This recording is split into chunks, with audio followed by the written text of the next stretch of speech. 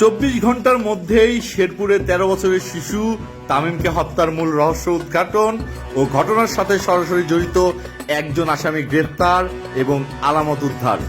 প্রাথমিক জিজ্ঞাসাবাদে আসামি দক্ষিণ আমইন গ্রামের খাদেমুল ইসলামের ছেলে 22 বছর বয়স্ক এমদাদুল হক জানায় সে মান্নানের পুকুর ও গরুর খামার দেখাশোনার দায়িত্বে কাজ করে।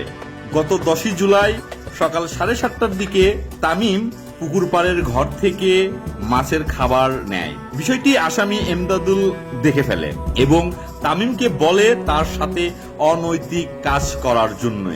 তামিম আসামির প্রস্তাবে রাজি না হওয়ায় আসামি তামিমকে মালিকের কাছে ধরিয়ে দিবে মর্মে ভয় দেখায়, যার ফলে তামিম ভীত হয়ে আসামির প্রস্তাবে রাজি হয়।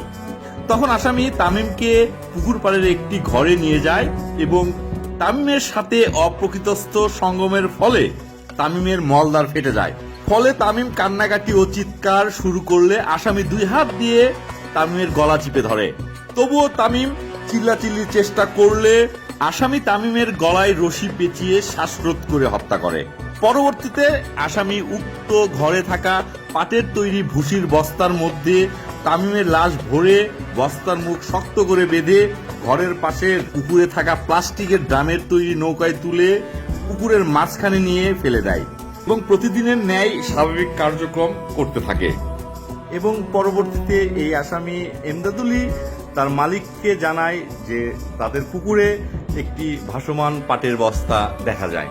বিষয়টি পুলিশ সুপার জাকির হোসেন, অতিরিক্ত পুলিশ সুপার সজীব শাহরিন তত্ত্বাবধানে বগুড়া ডিবি এবং শেরপুর থানার যৌথ অভিযানে নিখুঁত গোয়েন্দা তথ্যের ভিত্তিতে এবং প্রযুক্তির সহায়তায় 11 জুলাই অভিযান পরিচালনা করে শেরপুর থানাধীন আব্দুল মান্নানের পুকুর পার হইতে হত্যাকাণ্ডের সাথে সরাসরি জড়িত আসামিকে গ্রেফতার করে।